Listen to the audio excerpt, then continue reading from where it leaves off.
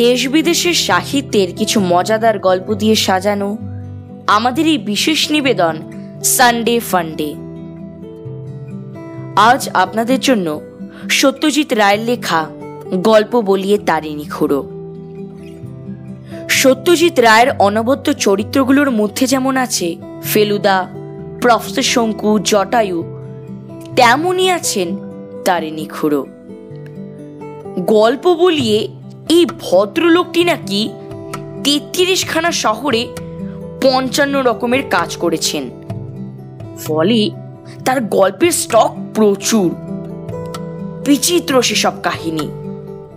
খুড়োর মতে তাকে নাকি একটু কল্পনার আশ্রয় নিতে হয়েছে ঠিকই, কিন্তু আসলে সব ঘটনাই নাকি সত্যি। সেরকম একটি গল্প আমাদের আজকের নিবেদন গল্প বলিয়ে তারিণী খুড়ো। তারিণী খুড়োর ভূমিকায় আমি সৌজাত্য, মিস্টার পারেখের ভূমিকায় ঈশান এবং মিস্টার দুতিয়া আমি সৌজাত্য। শুরু হচ্ছে গল্প বলিয়ে তারিণী খুড়ো। তোরা তো আমাকে গল্প বলিয়ে বলেই চিনিস, বললেন তারিণী খুড়ো। কিন্তু এই গল্প বলে যে আমি এককালে রোজগার করেছি সেটা কি জানিস? না বললে কি করে জানবো? বলল ন্যাপলা। সে আজ থেকে প্রায় ২২ বছর আগের কথা। বললেন তারিণী খুড়ো। বোম্বেতে আছি, ফ্রি প্রেস জার্নাল কাগজে এডিটরের কাজ করছি। এমন সময় একটা বিজ্ঞাপন দেখলাম। আহমেদাবাদের এক ধনী ব্যবসায়ী একজন গল্প বলিয়ে সন্ধান করছে। ভারী মজার বিজ্ঞাপন। হেডলাইন হচ্ছে ওয়ান্টেড আ স্টোরি টেলার। তারপর লেখা আছে যে আহমেদাবাদের একজন কাপড়ের ব্যবসায়ী বলবন্ত পারেখ একটি ব্যক্তির সন্ধান করছে, যে তাকে প্রয়োজন মতন একটি করে মৌলিক গল্প শোনাবে। সে লোক বাঙালি হলে ভালো হয়, কারণ বাঙালিরা খুব ভালো গল্প লেখে। বুঝে দেখ, মৌলিক গল্প। অন্যের লেখা ছাপা গল্প চলবে না। সেরকম গল্প তো পৃথিবীতে হাজার হাজার আছে, কিন্তু এই লোক চাইছে এমন গল্প যা কি কখনো প্রকাশিত হয়নি। এখন ব্যাপারটা হচ্ছে কি, আমার পক্ষে গল্প তৈরি করা খুব কঠিন নয়। আমার জীবনের এত রকম অভিজ্ঞতা হয়েছে, তাতেই একটু একটু রং চড়িয়ে রদ বদল করে বলে নিলেই সেটা গল্প হয়ে যায়। তাই কপাল ঠুকে অ্যাপ্লাই করে দিলাম। এটাও জানিয়ে দিলাম যে আমি গুজরাটি জানি না, তাই গল্প বলতে হলে নয় ইংরেজিতে আর না হয় হিন্দিতে। হিন্দিটা আমার বেশ ভালোই রপ্ত ছিল, আর ইংরেজি তো কলেজে আমার সাবজেক্টই ছিল। 7 দিনে উত্তর এলো। পারেখ সাহেব জানালেন ওনার ইনসোমনিয়া আছে, রাত 3:30-4টের আগে ঘুমোন না, সেই সময়টাতেই গল্প শোনেন। রোজ নয়, যেদিন মন চাইবে সেদিন। মাইনে মাসে 1000 টাকা। আমি আমার বোম্বের খবরের কাগজের চাকরি ছেড়ে দিলাম। 3 বছর ধরে একই কাজ করছি, আর এমনিতেও ভালো লাগছিল না। বুড়ো থেমে দুধ চিনি ছাড়া চায় একটা চুমুক দিয়ে আবার শুরু করলেন।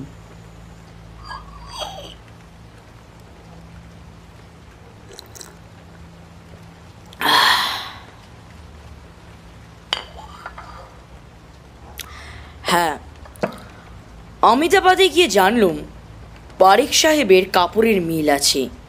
বিরাট ধনী লোক, বাড়িটাও পেল্লাই। অন্তত 12-14খানা ঘর হবে। তার একটাতেই আমাকে থাকতে দিলেন। বললেন, তোমার ডিউটির তো কোনো বাধা ধরার সময় নেই। মাঝরাত্রে তোমার ডাকবো, অন্য জায়গায় থাকলে চলবে কি করে? তুমি আমার বাড়িতেই থাকো। ভদ্রলোকের বয়স 45-এর বেশি নয়, অর্থাৎ আমারই বয়সী। 2 ভাইপো আছে, হীরালাল এবং চনিলাল। তারা কাকার ব্যবসায় লেগে গেছে। এর মধ্যেই হীরালালের বিয়ে হয়ে গেছে। সে বউ আর 2টি ছেলে মেয়েকে নিয়ে ওই বাড়িতেই থাকে। খাওয়ার ব্যাপারে আমার কোনো ঝামেলা নেই। পারেক সাহেব আমাকে জিজ্ঞাসা করলেন, তুমি কি আবার কোনো স্পেশাল টেশাল রান্না খাও নাকি? আমি তাকে জানিয়ে দিলুম আমি গুজরাটি রান্নায় অভ্যস্ত। মোট কথা মাসখানেকের মধ্যেই বেশ ক্যাঁট হয়ে বসলাম। গল্প দেখলাম মাসে 10 দিনের বেশি বলতে হচ্ছে না। বাকি সময়টায় খাতায় গল্পের প্লট নোট করে রাখতাম। ইচ্ছে করলে আমি নিজেই একজন গল্প বলিয়ে হয়ে যেতে পারতাম, কিন্তু তাতে মাসে 1000 টাকার হতো না। ভূতের গল্প, শিকারের গল্প, ক্রাইমের গল্প, সাধারণত এইসব গল্পই ভদ্রলোক বেশি ভালোবাসতেন। আর এমনি তো তোরা তো জানিস আমার ভূতের গল্পের অভিজ্ঞতা অনেক হয়েছে। তেমনি রাজাদের সঙ্গে শিকারও অনেক করেছি। ক্রাইমের গল্পটা মাথা থেকে বার করে বলতুম, সেটা বেশ ভালোই উতরে যেত। মোটামুটি ভদ্রলোক আমার কাজে খুশি হয়েছেন। মাস 6 হয়ে গেছে। এমন সময় একদিন সকালে এক ভদ্রলোক পারেক সাহেবের সঙ্গে দেখা করতে এলেন। পারেক সাহেব সেদিনকে একটু বেরিয়েছিলেন। আমি ভদ্রলোককে বৈঠকখানায় বসে জিজ্ঞাসা করলাম তার কি দরকার। উনি বললেন ওনার নাম মহাদেব দুতিয়া। উনি একটা বিশেষ জনপ্রিয় গুজরাটি মাসিক পত্রিকা ললিতার সম্পাদক। ললিতার নাম আমি আগেও শুনেছি। ওটা নাকি প্রায় 1 লাখ সার্কুলেশন। আমি বললাম, মিস্টার দুতিয়া, এখন তো মিস্টার পারেখের ফিরতে আধ ঘন্টার সময় লাগবে।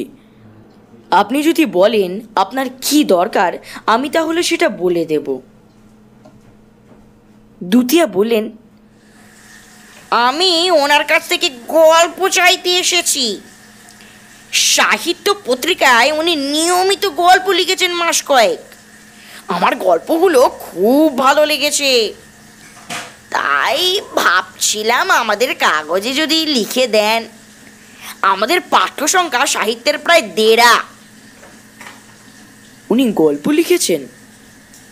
আমি একটু অবাক হয়ে জিজ্ঞাসা করলাম, আপনি জানেন না? ভদ্রলোক অবাক। না, একেবারেই না। ভেরি গুড স্টোরিজ, আর ওর গল্পের খুব ডিমান্ড হয়েছে। সাহিত্যের গ্রাহক সংখ্যা বেড়ে গেছে। আপনি গুজরাটি পড়তে পারেন? একটু একটু। হিন্দির সঙ্গে অনেকটা মিল আছে তো।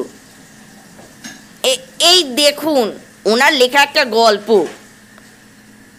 দুতিয়া এই বলে একটা থলি থেকে একটা পত্রিকা বার করে একটা পাতা খুলে দেখালো।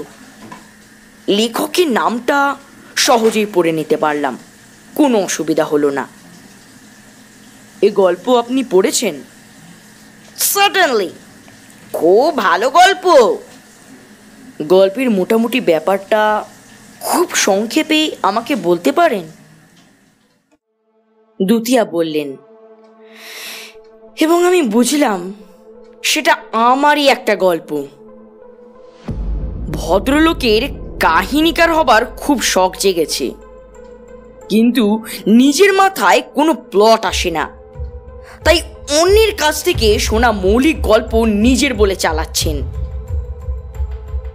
গল্প বলিয়ে বাঙালি হবার প্রয়োজনও এখন বুঝলাম, আমি গুজরাটি হলে তো এই ব্যাপারটা অনেক আগেই জেনে ফেলতাম।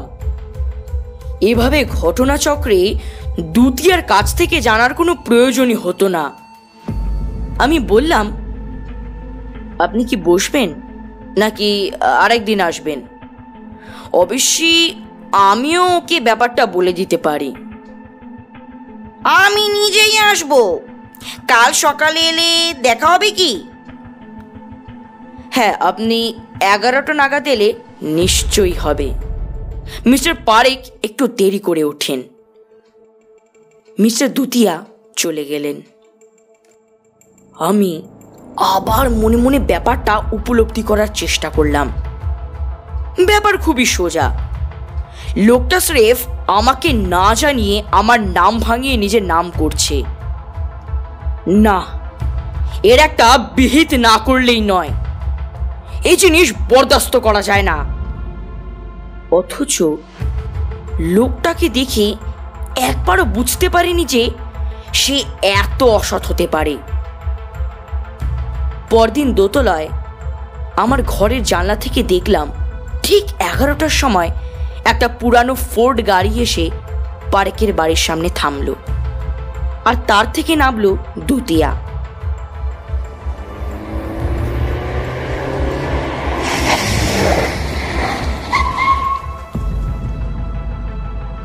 এবার থেকে ললিকা পত্রিকায় চোখ রাখতে হবে দেখছি। পারেখের কোনো গল্প বেরোয় কিনা সেটা দেখতে হবে। কিন্তু এর প্রতিকার হয় কি করে? এই জিনিস তো চলতে দেওয়া যাবে না।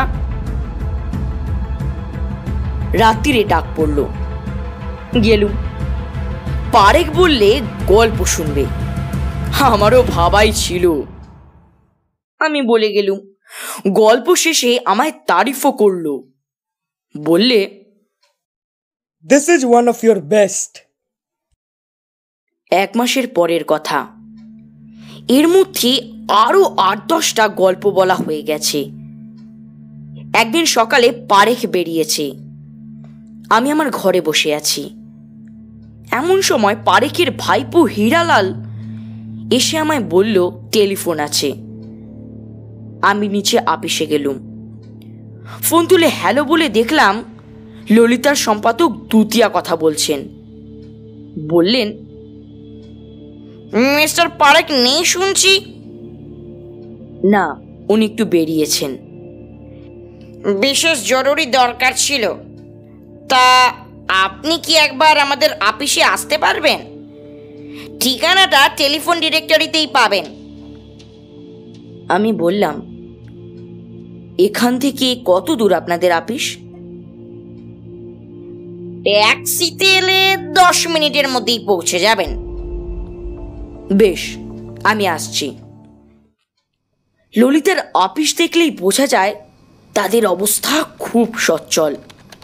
বেশ বড় ঘরে একটা বড় টেবিলের পেছনে দুতিয়া 3-3টে টেলিফোনের সামনে বসে আছেন।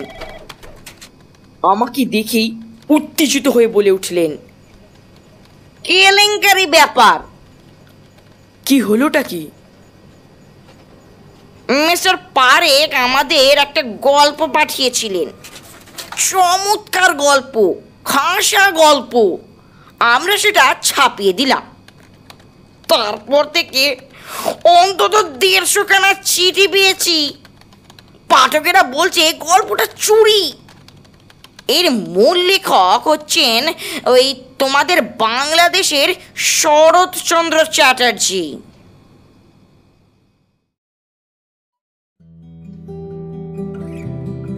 সানডে ফান্ডেতে আজ শুনলেন সত্যজিৎ রায়ের লেখা গল্প বলিয়ে তারিণী খুড়ো। সামনের সপ্তাহে আরও একটি মজার গল্প নিয়ে হাজির হবে সানডে ফান্ডে।